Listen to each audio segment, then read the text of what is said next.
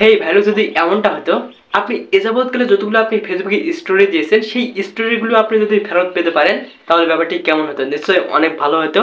তো বেসিক্যালি যেই কাজটি হয় আর কি, আমরা কিন্তু লাইক একটি স্টোরি দিয়ে 24 ঘন্টা পর কিন্তু অটোমেটিকলি ভাবে সেই স্টোরিটি ডিলিট হয়ে যায়। সো আপনি চাইলে কিন্তু আপনার ফেসবুকে আপনি এ যাবৎকালে যতগুলো পোস্ট করেছেন মানে স্টোরি দিয়েছেন সব স্টোরিগুলো কিন্তু আপনি খুব সহজে ফেরত পেতে পারবেন আর কি। এক কথা আপনি লাইফ টাইম স্টোরি সবকিছু ফেরত পেতে পারবেন। চলুন আপনি সেই প্র্যাকটিক্যাল ব্যাপারটি দেখাই দিচ্ছি যে কিভাবে আপনি যাবতীয় স্টোরিগুলোকে খুব সহজে আপনি সেভ করতে পারবেন অ্যান্ড সেগুলোকে আপনি আবার কিভাবে দেখবেন। অ্যান্ড ভ্যালু এই কাজটি করার জন্য আপনি সোজা দেখেন এখান থেকে চলে যাবেন ফেসবুকে অ্যান্ড কর্নারে দেখেন একটা অপশন পেয়ে যাচ্ছেন 3 ডট মেনু।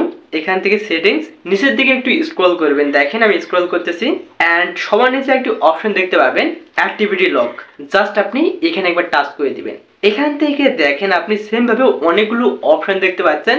তার মধ্যে এখন আপনি দেখেন সবার উপরে একটি অপশন দেখতে পাচ্ছেন আর্কাইভ, টাচ করে দেবেন এখানে। এখান থেকে সেম ভাবে দেখেন স্টোরি আর্কাইভ, টাচ করে দিবেন। এখন দেখেন আমরা কিন্তু যাবতীয় স্টোরিগুলো কিন্তু এখানে শো করতেছে এন্ড আমি এ যাবৎকালে যতগুলো স্টোরি দিয়েছি ফেসবুকে যাবতীয় স্টোরিগুলো কিন্তু এখানে শো করতেছে। দেখেন এক কথা আমার ফেসবুক বসে যতগুলো আমি স্টোরি দিয়েছি আজ পর্যন্ত দেখেন সবগুলো এখানে কিন্তু শো করতেছে।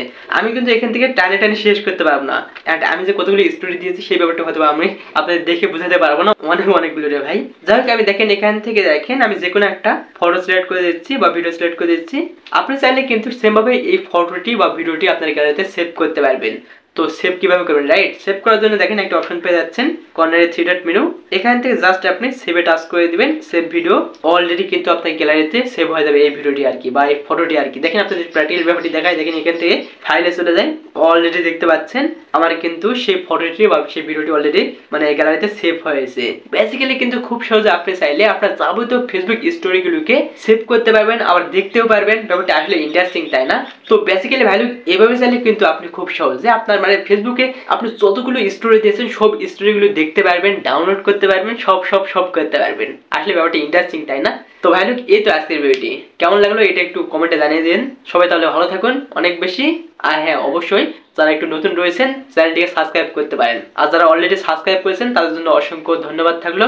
ভালো থাকবেন, আল্লাহ হাফেজ।